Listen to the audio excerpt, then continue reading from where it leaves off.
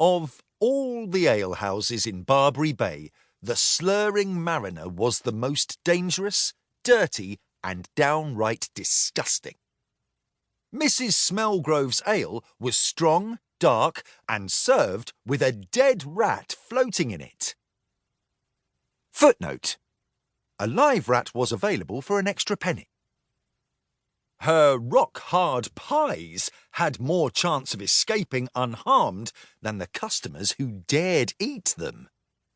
But the 4 metallic men who stood at the bar had no interest in beer or food. 4 tankards of your crudest oil, if you be so kind, landlady, said Captain Clockhart.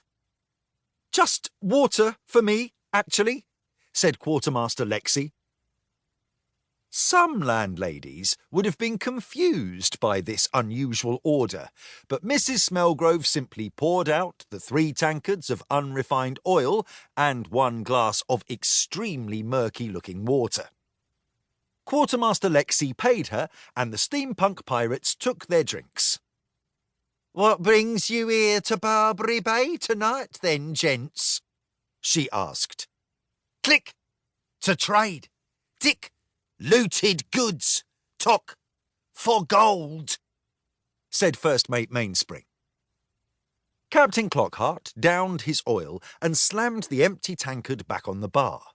The clock in the middle of his chest ticked loudly, and steam gushed from his ears. "Trading goods, eh?" said Mrs. Smellgrove. "Yes," Captain Clockhart replied.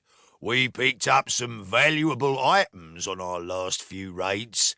We're here to exchange them for gold and coal." "Why gold and coal?" asked the landlady, mopping up some dribbles of oil with a grubby cloth. "We want gold to replace our rusting iron parts." The word wheel in Quartermaster Lexi's head spun round as he spoke. Coal is fuel, energy, food. "Aye, lassie, gold for our parts, coal for our hearts," agreed Gadge. Click! "Not all of us care for coal," said Mainspring. Tick! "I run on clockwork." "Don't we know it, you overgrown pocket watch?" said Gadge. Tock! "What did you call me?" Mainspring was reaching for his cutlass when the whole alehouse fell silent.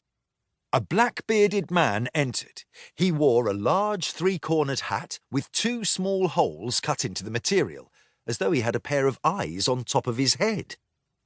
He glanced around the bar, brandished his cutlass, and shouted, "Good news, ya washed-up sea dogs! Old Inky Beard and Nancy are recruiting again.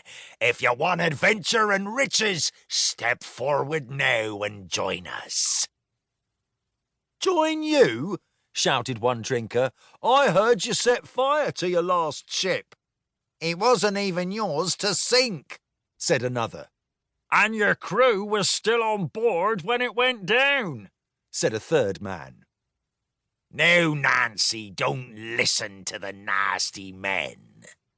The pirate removed his hat to reveal a squid sitting on his head, with its tentacles wrapped around his neck and shoulders. "For those of you who are unfamiliar with my wife, this is Nancy.